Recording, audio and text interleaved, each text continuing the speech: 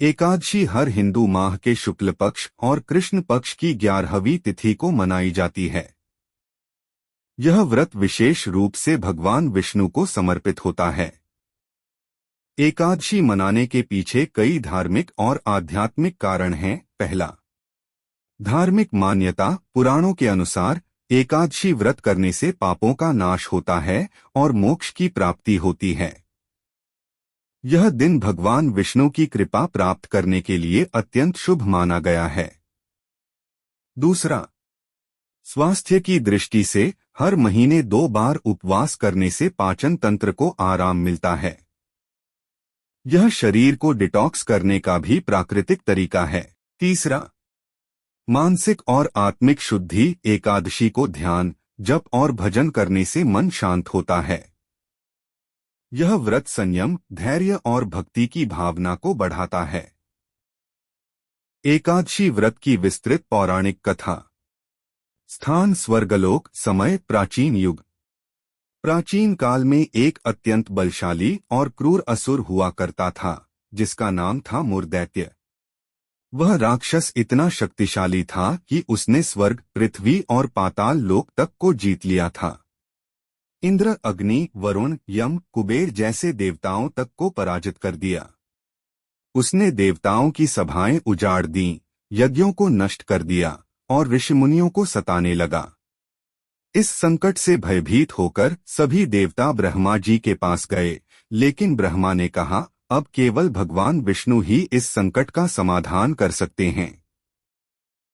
भगवान विष्णु का संकल्प और युद्ध। तब देवता क्षीर सागर में विष्णु लोक पहुंचे और भगवान श्रीहरि विष्णु से प्रार्थना की, हे नारायण, आप ही त्रिलोक के पालक हैं। अब मुर जैसे पापी असुर का अंत आप ही कर सकते हैं। भगवान विष्णु ने देवताओं को आश्वासन दिया और स्वयं अपने सुदर्शन चक्र और गदा के साथ युद्ध के लिए निकले। मुरदैत्य का गढ़ था चंद्रावती नगरी, जहां वह हजारों असुरों की सेना के साथ विराजमान था। भगवान विष्णु और मुरदैत्य के बीच भयंकर युद्ध हुआ जो हजारों वर्षों तक चला। भगवान विष्णु ने असंख्य असुरों का वध किया, परंतु मुर का बल और मायावी शक्ति अद्वितीय थी। भगवान विष्णु का विश्राम और एकादशी का प्राकट्य। अंततः भगवान विष्णु ने देखा कि मुर को सामान्य रूप से पराजित करना कठिन है। वे थोड़ी देर के लिए विश्राम करना चाहते थे। वे हिमालय के सिन्हवती नामक एक रहस्यमयी गुफा में जाकर शयन करने लगे। मुरदैत्य उनका पीछा करते हुए वहां भी पहुंच गया और जब उसने भगवान विष्णु को सोते देखा तो उसने विचार किया, अब यही समय है जब मैं इन्हें मार सकता हूं।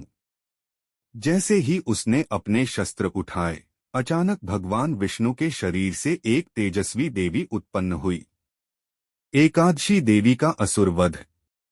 वह देवी अद्भुत तेज वाली थी। उसकी आंखों से अग्नि निकल रही थी। जैसे ही मुर ने हमला करना चाहा, देवी ने उसे ललकारा। दोनों में भयंकर युद्ध हुआ। अंततः देवी ने मुर का वध कर दिया। जब भगवान विष्णु जागे और देखा कि मुर दैत्य मारा जा चुका है और उसके स्थान पर वह दिव्य तेजस्विनी देवी खड़ी हैं, तो उन्होंने पूछा, हे देवी, तुम कौन हो और तुमने यह राक्षस कैसे मारा? देवी बोली, प्रभु, मैं आपकी योगमाया हूं, आपसे उत्पन्न हुई हूं। मैंने आपकी रक्षा की है। एकादशी व्रत का प्रारंभ और वरदान। भगवान विष्णु अत्यंत प्रसन्न हुए और बोले, तुमने मेरे भक्तों की रक्षा के लिए एक महान कार्य किया है। आज जो दिन है वह चंद्र मास के दोनों पक्षों की 11वीं तिथि है।